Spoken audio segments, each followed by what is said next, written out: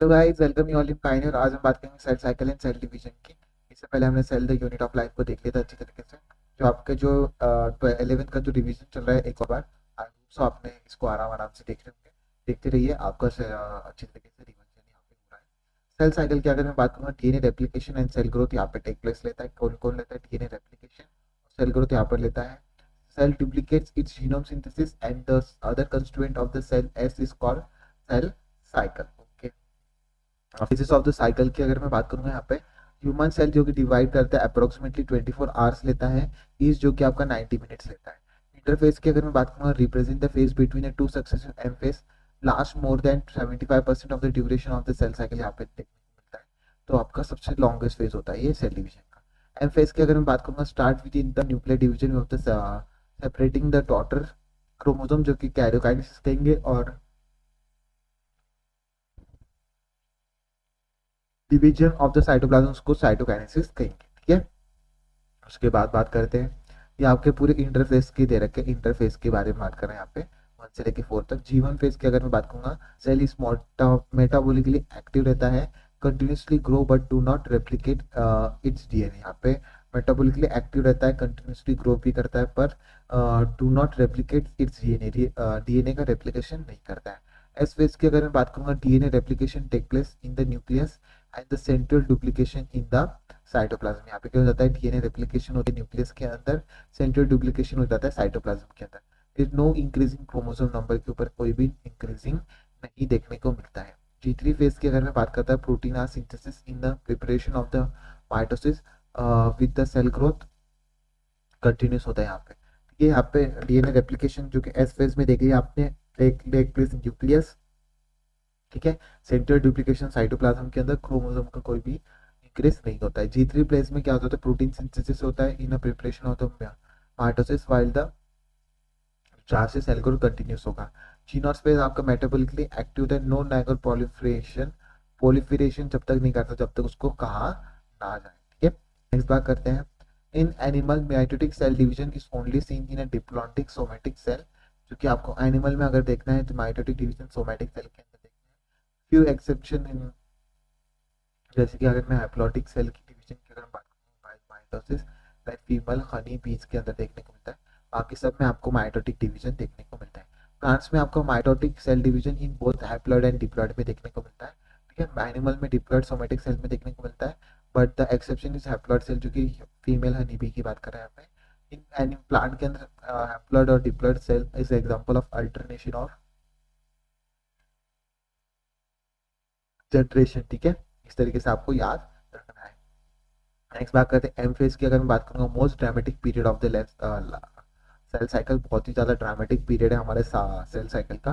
Prophase की अगर मैं बात करूँ, chromosome are seen to be compose of the chromatid attach to the together at the centromere, centromere से अटैच करते हैं। प्रोफेज की अगर मैं बात करूँ, chromosome are seen to be compose of the chromatid attach together at the centromere को attach करते हैं।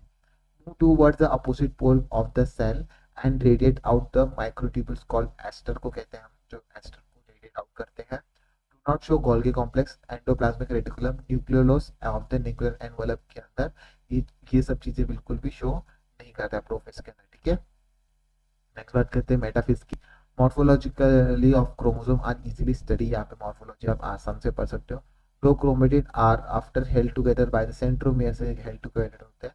Small disc like shape structure on the surface of the centromere is called kinetochore, जो कि प्रेजेंट होता है दोनों के ऊपर। अगर इस तरीके का क्रोमोसोम होगा, ये आपका सेंट्रोमियर होगा, सेंट्रोमियर के बाहर की तरफ आपको काइनेटोकोर देखने को मिलता है, और ये जो सेंट्रोमियर है ये आपका अंदर होता है। ठीक है, याद है स्पिंडल फाइबर अटैच होते हैं आपके काइनेटोकोर्स को ऑफ द क्रोमोसोम, और स्पिंडल फाइबर बोथ द पोल से जो आपका सेंट्रल डुप्लीकेशन करने के बाद जो चले जाता है।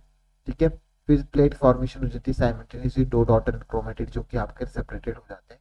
इस तरीके की सेल प्लेट फॉर्मेशन होती रहती है, मतलब इस तरीके से इक्वेटर के ऊपर ये अगर समझ लीजिए ये आपका सेल होगा, तो इस तरीके से सेल प्लेट फॉर्मेशन हो जाएगी, ये आपका सेंट्रल होगा, इस तरीके से आपके स्पिंडल फाइबर क्या हो जाएंगे, अटैच हो जाएंगे। ठीक है, और फिर आप जब इनका सेपरेशन करोगे तो आपका सेल डिवीजन यहाँ पे देखने को मिल जाएगा। ठीक है, centromere chromatid move to the opposite pole, centrosomes split and chromatid separated. यहाँ पे क्या होता है, सेंट्रोसोम स्प्लिट हो जाता है, क्रोमेटिड भी सेपरेट हो जाते हैं। टीलोफेज के अंदर अगर मैं बात करूँगा, prophase cluster of the opposite spindle poles, यहाँ पे क्या होता है chromosome cluster of the opposite spindle pole, then identity loss हो जाती है डिस्क्रीट एलिमेंट के थ्रू, आइडेंटिटी लॉस कर लेता है, न्यूक्लियर एनवेलप जो मर गया था वो फिर से डी एनवेलप हो जाएगा, ठीक है। क्रोमोसोम जो कि cluster of the each pole forming two daughter nuclear देखने को मिलते हैं आपको, और जो आपके गोल्गी बॉडीज और न्यूक्लियस और इंडोप्लाज्मिक रेटिकुलम जो चले गए थे वो फिर से रिफॉर्म होते हुए देखने को मिलते हैं टीलोफेज के अंदर, ठीक है। साइटोकाइनेसिस क्या अगर मैं बात करूंगा, separation of the cytoplasm in animals is achieve by the appearance of the furrow moment, मतलब इस तरीके से बाहर की तरफ से आपको जो है इस तरीके से आता हुआ देखने को मिलेगा। प्लांट सेल में क्या हो जाता है, सेल प्लेट का फॉर्मेशन हो जाएगा, तो यहाँ पे सेंटर के थ्रू आपका प्लेट का फॉर्मेशन होगा इसके अंदर, ठीक है। सेंटर के थ्रू सेल प्लेट का फॉर्मेशन होगा, formation start of the central of the cell and grow towards the meet the existing lateral formation called the cell plate, ठीक है। Cytokinesis, if the karyokinesis is not followed by the cytokinesis इसको it result in multinuclear condition हो जाती है। अगर आप karyokinesis से cytokinesis follow नहीं कर देता है तो फॉर्मेशन ऑफ सिंटेनियम हो जाता है, लिक्विड एंडोस्पर्म जो कि कोकोनट के अंदर आपको देखने को मिलता है, बहुत इंपॉर्टेंट है, बहुत जगह पे क्वेश्चन इसका पूछ लेता है। नेक्स्ट बात करते हैं सिग्निफिकेंस ऑफ द मियोसिस की, अगर मैं बात करता हूँ इक्वेशनल डिवीजन, यहाँ बात करेंगे इक्वेशनल डिवीजन करता है, both haploid and diploid cell में देखने को मिलता है आपको इक्वेशनल डिवीजन मियोसिस, ठीक है। प्रोड्यूस आइडेंटिकल जेनेटिक कंपोनेंट जैसे कि जैसा आपका पहला था वैसा ही देखने को मिलेगा, इसमें कोई भी चेंजेस नहीं करता है, वेरिएशन नहीं देखता है। Restore nuclear plasmic cytoplasmic ratio को रिस्टोर कर देता है, जो खराब हो गया तो उसको रिस्टोर करेगा। Mitotic division in meristematic tissue result in a continuous growth of the plant through out their life. अच्छा, मेरिस्टेमेटिक टिश्यू में भी आपको जो है देखने को मिलता है माइटोटिक डिवीजन, ताकि कंटिन्यूसली ग्रोथ जो हो रही है ना थ्रू आउट देयर लाइफ में वो चलती रहे। Significance of mitosis. नेक्स्ट बात करते हैं आपके मियोसिस के बारे में बात करेंगे। यहाँ पे production of the included fusion of the gametes यहाँ पे देखने को मिलता है, not seen in haploid cell, कभी कभी हैप्लॉइड सेल में नहीं देखने को मिलता है, ठीक है। मियोसिस 1 की अगर मैं बात करूँगा, प्रोफेज 1 में क्या हो जाता है, लिप्टोटिन आता है, लिप्टोटिन के अंदर क्या आ जाता है, chromosome generally visible under the light microscope, compacting the chromosome continuous दस थ्रू आउट द लिप्टोटिन। कॉम्पैक्टिंग मतलब यहाँ पे क्रोमोसोम का हमेशा कॉम्पैक्टिंग हो रहा है, जो थ्रेड में से एकदम क्रोमेटिन में उनको सेपरेट करने का काम यहाँ पे थ्रू आउट द लिप्टोटिन चलते रहेगा। फिर जाइगोटिन में क्या होता है, कॉम्पैक्टिन सेपरेट आउट हो जाते हैं, associated with the synapsis, synapsis से एसोसिएटेड होते हैं, इसको साइनेप्सिस कहते हैं। Pairing together process is called association is called synapses. Stage indicates the formation of complex structure called synaptoidal complex, यानी इसके अंदर बन जाता है। पेयर साइनेसिस होमोलोगस क्रोमोसोम के अंदर देखने को बाइवेलेंट और टेट्राड्स देखने को मिलता है। इस तरीके से जो है अगर आपको क्रोमोसोम पता होगा, इस तरीके से आपका जो है दो तरीके के क्रोमोसोम इससे जुड़ जाते हैं, कि आपका सेंट्रियोल होता है। तो इस तरीके से आपके जो है जाइगोटिन के अंदर देखने को मिलता है। Pair together by the process of association is called synapsis. Stages indicate करते हैं formation of the complex structure called the synaptonemal complex, ठीक है। Pair of the synapsis homologous chromosome is called bivalent और अ टेट्राड, ठीक है। Fighting की अगर मैं बात करूंगा, फाइटिंग के अंदर chromosome become distinct and clearly appearance of the tetrad देखने को मिलेगा। यहाँ पे आपको क्लियरली अपीयरेंस हो जाएगा फाइटिंग के अंदर टेट्राड्स का, ठीक है। रिकॉम्बिनेंट ऑफ नोडल्स भी देखने को मिल जाएंगे, क्रॉसिंग ओवर हो जाएगा यहाँ पे। समझ लीजिए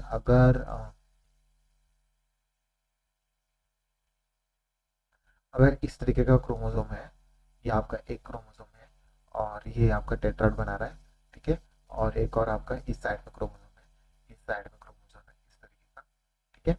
ये आपका क्रोमोसोम इसके अंदर प्रेजेंट है, तो इसमें क्या होगा, आपका इस तरीके का टेट्राड बनेगा, आपका डिवीजन यहाँ पे देखने को मिलेगा। कैसे करोगे, यहाँ पे अगर मैं बात करता हूँ, यहाँ पे अगर मैं बात करता हूँ इस तरीके से,